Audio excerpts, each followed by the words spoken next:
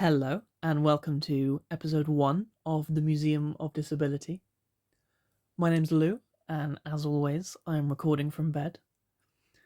Today we have the first month of our year of disability-themed objects, and today's object is a pocket watch.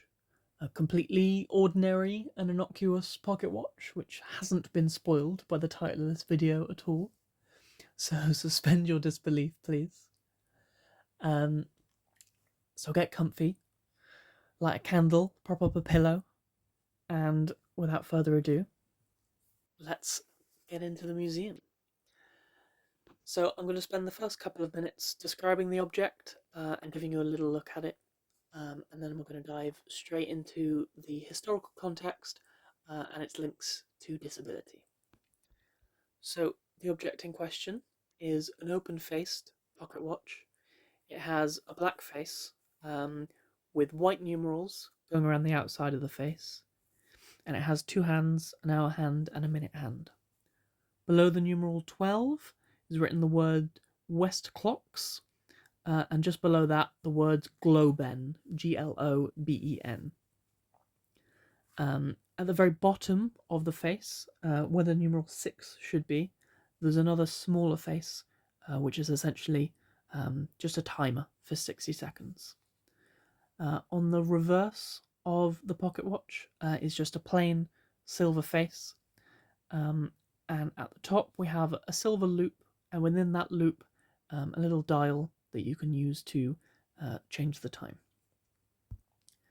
So, as mentioned, this pocket watch is called the Globen, and it was part of one of the largest legal battles for labour rights and worker safety in US history, and was associated with one of the most high-profile causes of disability in the 20th century.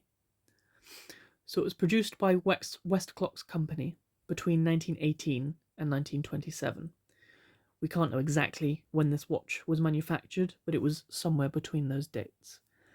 The main selling point of these watches was its glow-in-the-dark dials and numerals, which had initially been used by the military in the First World War, and was now, naturally, being marketed to the general public. This particular watch no longer glows. The luminescence has faded over time. But when it was first made, it would glow in the dark, a kind of faint green colour. And one of the ingredients in the luminescent paint, zinc sulfide, is still used in glow-in-the-dark products today, and it provides that characteristic kind of pale glow green that you might have seen. The other ingredient is radium. Radium was first discovered and isolated by Marie Sklodowska-Curie in 1898, for which she won the Nobel Prize in 1911. This element was initially used in X-ray machines as a source of gamma rays, which made for more accurate medical scans. And during World War I, Marie Curie helped install mobile X-ray machines in ambulances, which could drive around and treat soldiers wounded in battle. And these ambulances were called Petit Curies. But by the late 1920s, her health had begun to decline, and she died in 1934 as a result of aplastic anemia caused by long-term exposure to radiation.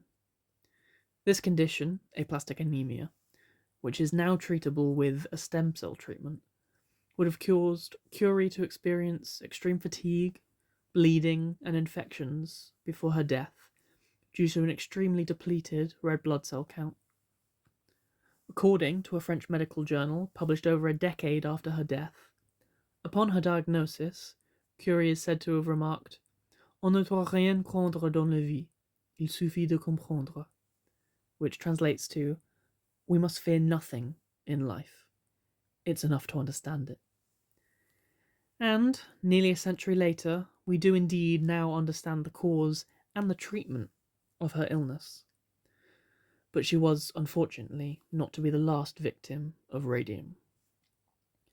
Shortly after she discovered the element, in 1902, she gave the inventor William Hammer some vials of radium salts as a nice little souvenir from Paris, which he took back to the States and experimented with.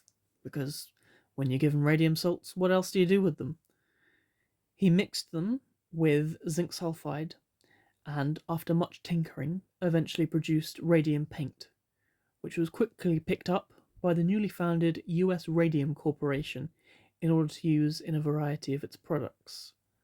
Among these were wristwatches produced for soldiers so they could tell the time in the dark, and they used the brand name for radium paint, which was Undark, which I think is very dramatic. And at the same time, studies carried out by the US Radium Corporation had led to the incorporation of radium in health products, such as toothpaste, where it's said to whiten teeth, or in medicine, where it supposedly provided health benefits like greater energy and longer life. Other products in which radium was included include butter, lingerie, milk, soap, rouge, bug killer, and even drinks known as liquid sunshine, which had such glowing reviews as "I can feel the sprinkles inside my anatomy." During the First World War, painting dials for watches was considered the elite form of employment for poor working girls. It paid more than 3 times as much as a typical factory job and provided a rare opportunity in those days for financial freedom. The company often hired teenage girls who had hands that were small enough for the delicate work of painting tiny watch dials, and siblings often took employment together. It's these women collectively who would later become known as the Radium Girls. While chemists and managers at the US Radium Corporation factory wore lead aprons and handled the samples with metal tongs, well aware of the dangers, the women, on the other hand, were told that radium was completely harmless. Their supervisors even instructed them to lick the tip of the camel hair paintbrushes they used in order to achieve a fine point.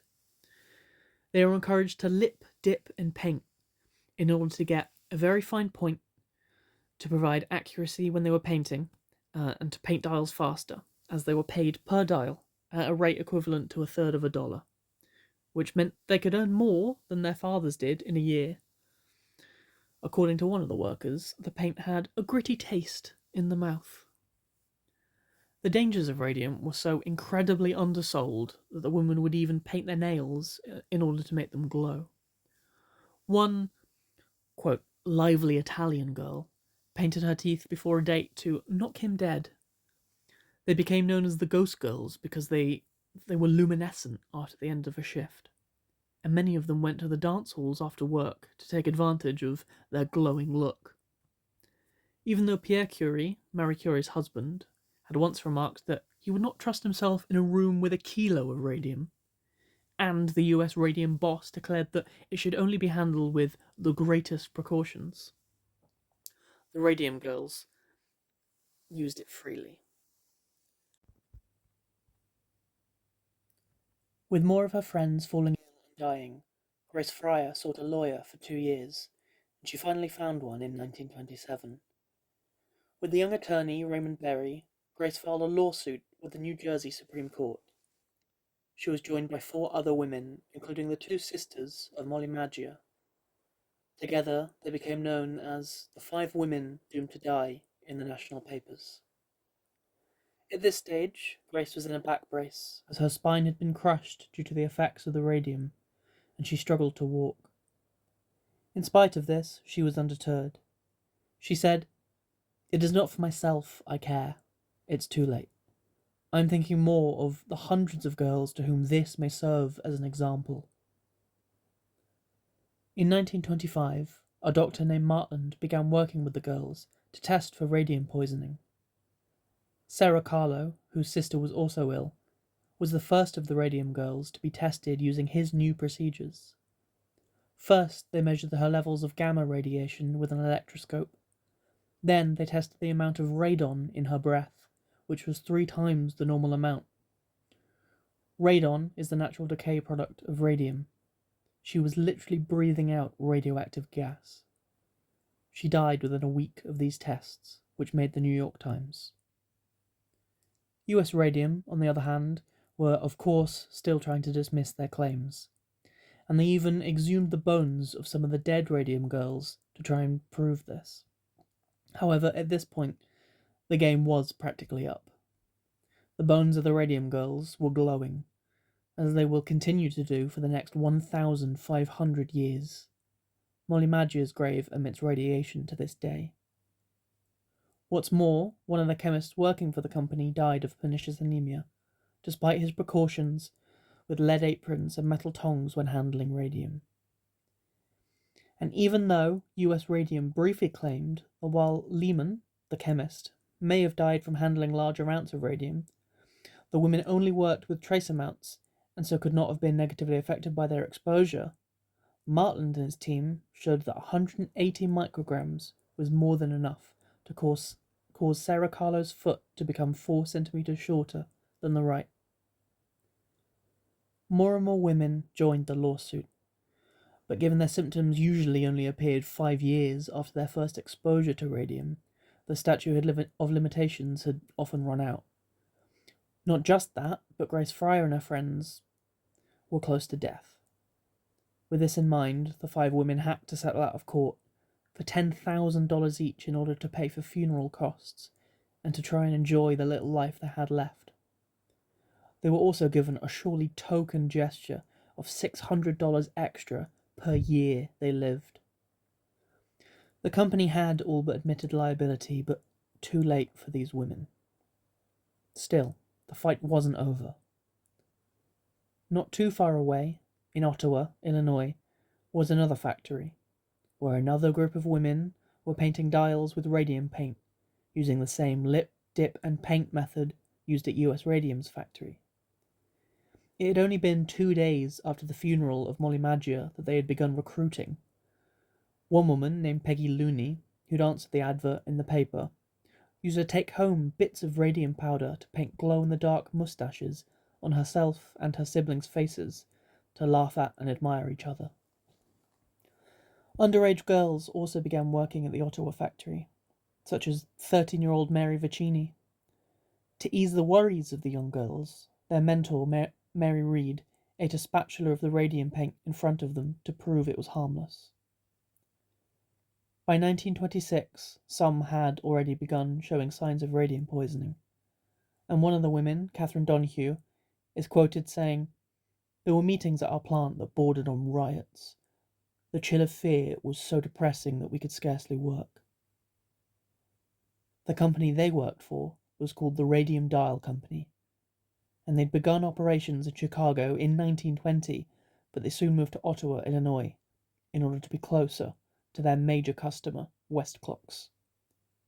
It is this clock-making company who produced the Globen pocket watch presented here, the dials of which were painted at the Ottawa factory by the Radium Girls. Yet, the Radium Dial Company was desperately trying to get ahead of the fallout that would follow the lawsuit against US Radium. They publicly stated that their factories were categorically not endangering the health of their employees, and at the same time they began interfering with the autopsies of dead workers in order to cover up the truth. They also told the women to switch over to glass dip pens to prevent them needing to lick the paint, but this slowed their productivity, and given they were paid by the dial, they soon switched back. But the company maintained that the illnesses of the dial painters in New Jersey had been conveniently caused by viral infection. And in the meantime, Catherine Donahue had developed a melon-sized tumour on her hip, and she'd begun to lose fragments of her jaw. So she took it upon herself to file her own lawsuit in the face of massive public backlash against the Radium Girls, who saw them as destroying a thriving local business and hence the town economy. Catherine's health was failing rapidly by the time the case got to court, and against the advice of the doctors, she testified from her bed, but not in vain. She won the case, and, despite repeating the verdict 8 times, the Radium Dial Company was forced to pay reparations, all while new legislation was being put in motion. It was decided Catherine's disability was caused by her work and that Radium Dial was responsible. But she died, unfortunately, after the second appeal, weighing just 4 stone, and she didn't live to see the victory. By this time, the Second World War had almost begun, but she had won a landmark victory for workers' rights and occupational safety procedures across the world. The lawsuit led to the development of occupational disease labour law, and from then on, all radium dial painters were given protective gear and instructed in safety procedures. Most notably, they no longer had to lick the tip of the paintbrushes in order to make them more pointed. Radium paint was still used in dials as late as the 1970s, and the last factory manufacturing radium paint shut down in 1978. But never again was there such a violation of workers' safety because of the improper use of radium paint. The last of the Radium Girls died in 2014 at age 107. Her name was May Keane, and she'd never licked the paint. As a result of which, her dials were not as precisely painted as those of her colleagues, and she was fired from the job. This ultimately saved her life. The watch we see here was almost certainly produced at the Ottawa factory. The shape of the bow indicates it could have been made as early as 1918 and as late as 1927, when the Radium Girls first began filing cases and demanding compensation. The following are some of the names of the women who worked at the Ottawa factory in Illinois, one of whom may have been responsible for painting the radium on this very watch. Catherine Wolfe Donoghue, Charlotte Nevins Purcell, Sisters Frances Glasinski O'Connell and Marguerite Glasinski, Helen Munch, Inez Corcoran Vullett, Margaret Peg Looney, Mary Becker Rosita, Mary Duffy Robinson, Mary Ellen Ella Cruz, Mary Vicini Tonielli, Olive West Witt, and Pearl Payne. Today, these watches pose minimal risk to wearers, although they will still cause a Geiger counter to tick if placed nearby. This is because the harmful radiation from radium is released as alpha particles, which are mostly absorbed by the glass of the watch face. It's only if the paint is ingested that these particles can inflict serious damage. It's estimated that someone who wears a radium watch for 24 hours a day over the course of a year could be exposed to 65 to 130 millirems of radiation. The average person is exposed to about 300 millirems of background radiation in a typical year, and a single chest X-ray exposes the patient to about 5 to 10 millirems of radiation, which makes US Radium's claim that X-rays were the cause of the women's illnesses all the more absurd. But, in holding such a piece of history, we're connected to the lives of the women who were disabled by reckless and dismissive employers. It had taken a woman to discover radium, and it was women who had ultimately paid the price, under the direction of employers and underqualified medical professionals who dismissed their claims and their disabilities. Many might remember the Radium Girls as innocent women who were victims of an injustice, but they were also disabled people who fought for justice. It was disabled people, ultimately, who fought for legislation which protects workers all across the world to this day, and they're a part of our history. Well, I hope you enjoyed episode 1 of the Museum of Disability. That is, unfortunately, all we've got time for this week. I mean, I say that like I'm not the one controlling exactly how much time we have, but nonetheless, that is the end of episode 1. I hope you enjoyed. I hope you learnt something. Please leave a like and a comment if so. And I will see you next time for episode 2, which I'll aim to post in about a month, depending on how I'm feeling that particular month. Thanks again. See you next time. Bye-bye.